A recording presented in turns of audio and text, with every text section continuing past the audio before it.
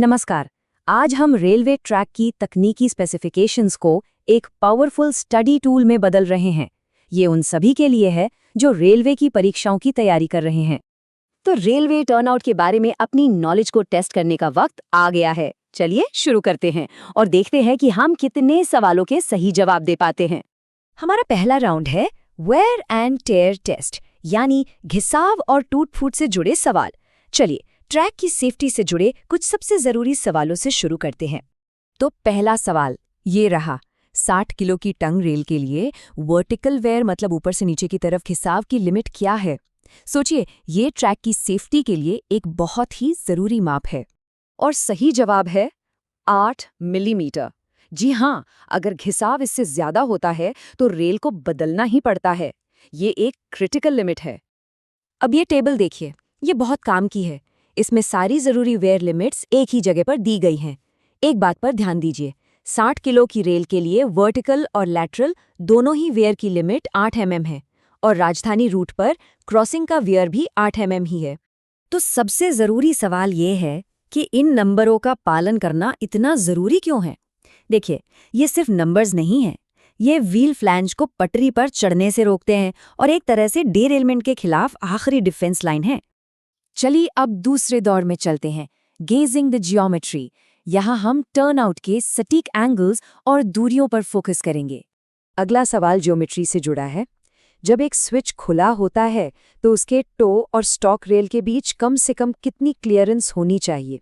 ये पहियों को सेफ रास्ता देने के लिए बहुत जरूरी है। और सही जवाब है 115 मिलीमीटर। ये एक स्टैंडर्ड सेफ्टी डायमेंशन है जिसे हर नए काम में पक्का किया जाना चाहिए। सीधे शब्दों में कहें तो ये 115 mm का गैप ये पक्का करता है कि ट्रेन का पहिया बिना किसी रुकावट के एकदम स्मूथली स्विच से गुजर सके। और यहाँ देखिए, ये टेबल एक शार्प 1 in 8.5 टर्नआउट्स और एक जेंटल 1 in 12 टर्नआउट्स के बीच का ज्योमेट्रिक फर्क ब्रिलियंटली दिखाती है। ध्यान दीजिए कि 1 in 12 टर्नआउट में एंगल्स कितने छोटे हैं। यही वजह है कि ये हाई स्पीड के लिए ज्यादा सूटेबल होता है। और अब बारी है तीसरे राउंड की, द स्लीपर काउंट। टर्नआउट की मजबूती स्लीपर्स पर ही टिकी होती है, इसलिए इनकी संख्या और प्लेसमेंट बहुत मायने रखती है। तो सवाल है, एक फैन शेप्ड 1 in 12 टर्नआउट को बनाने के लिए कुल कितने स्लीपर्स की जरूरत होती है? सही संख्या है 96। जी हाँ, एक पूरे टर्नआउट को सपोर्ट करने के लिए पूरे 96 स्लीपर्स लगते हैं।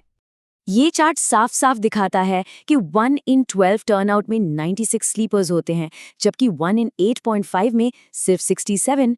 ये जो एक्स्ट्रा सपोर्ट है वो इसकी ज्यादा लंबाई और स्मूथ ट्रांजिशन के लिए बहुत जरूरी है। और इसे फैन शेप्ड या पंखे के आकार का लेआउट क्यों कहते हैं?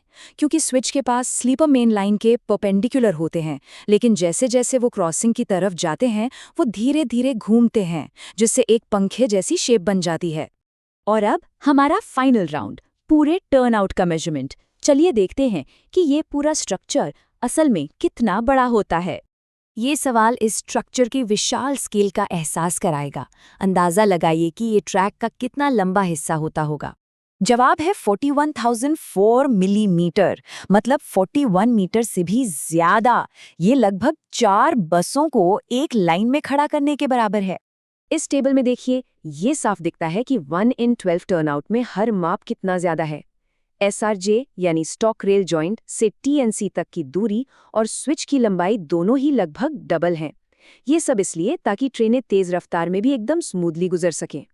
तो इन सभी आंकड़ों को देखने के बाद ज्यादा लंबाई, छोटे एंगल्स और ज्यादा स्लिपर्स, ये बात एकदम साफ हो जाती है कि 1 in 12 टर्नआउट हाई स्पीड लाइनों के लिए बेहतर क्यों है। ये सब स्मार्ट इंजीनियरिंग और सटीक ज्योमेट्री का ही कमाल है। उम्मीद है ये क्विज फॉर्मेट आपकी तैयारी में जरूर मदद करेगा।